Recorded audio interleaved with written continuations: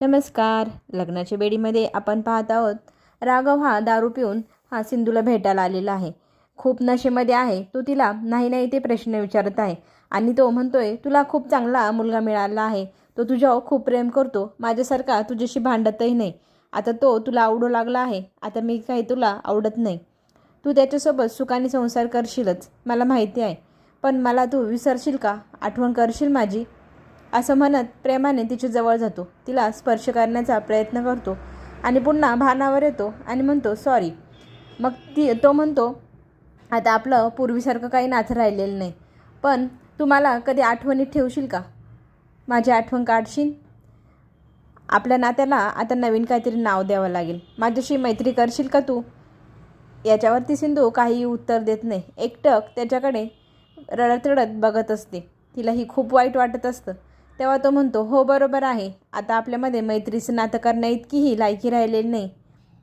मग सिंधू म्हणते, आपल्यात ऑलरेडी नातं आहे. आपण सावीचे आईबाबा आहोत आणि आयुष्यभर हे नातं आपल्यामध्ये राहणारच आहे. मग तो तिला म्हणतो, आजच्या रात्री मी तुझ्याजवळ राहू का? पण ती नकार देते. तुमची घरी सगळेजण वाट बघत असाल. मग ती म्हणते, तुम्ही कशी जाणार? सांभाळा ना स्वतःला, मी येऊ सोडवायला. तेव्हा तो म्हणतो, मी ड्रायव्हर आणला आहे, मी बरोबर जाईल. तो गेल्यानंतर सिंधू खूप रडते. तिला खूप वाईट वाटत असतं. इकडे राणी वाट बघत असते राघवची. कुठे गेला आहे म्हणून तिला काळजी वाटते. तितक्यात तो नशेच्या हालतमध्ये येतो. त्याला म्हणते, तू दारू पिऊन आलास, तुला काय वाटतं?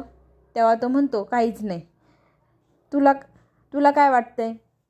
असं बोलत बोलत तो आत येतो, बसतो आणि मग राणी त्याला म्हणते, काय झालं आहे? तुम्ही स्वतःला सांभाळा. ही काय परिस्थिती करून ठेवली तुम्ही स्वतःची?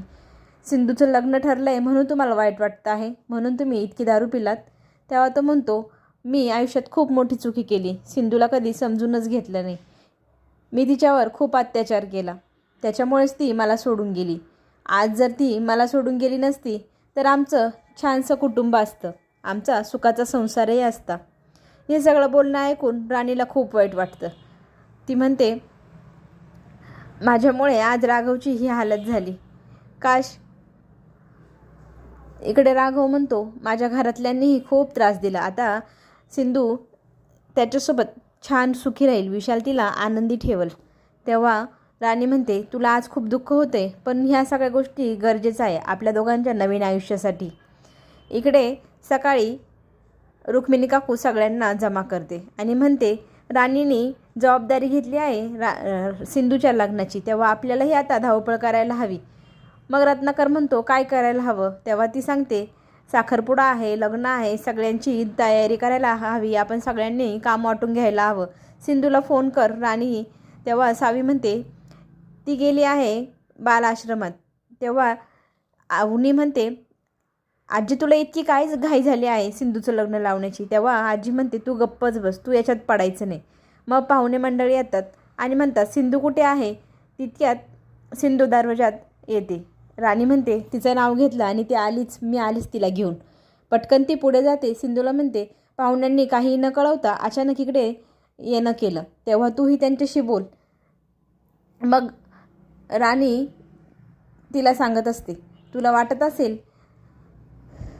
राघव तुझ्याकडे आला हे मला माहिती नाही, पण तो माझा नवरा आहे. त्याने मला सांगितलं आहे. त्याच्यासाठी तू ही औषधं आणली आहे. त्याची काही गरज नाही. मी त्याची काळजी घेऊ शकते. तू आता जा आणि पाहुण्यांशी गप्पा मार. मग राणी सिंधूला घेऊन सगळ्यांसमोर येते. सगळ्यांना नमस्कार सिंधू करते आणि तिला बसायला सांगतात.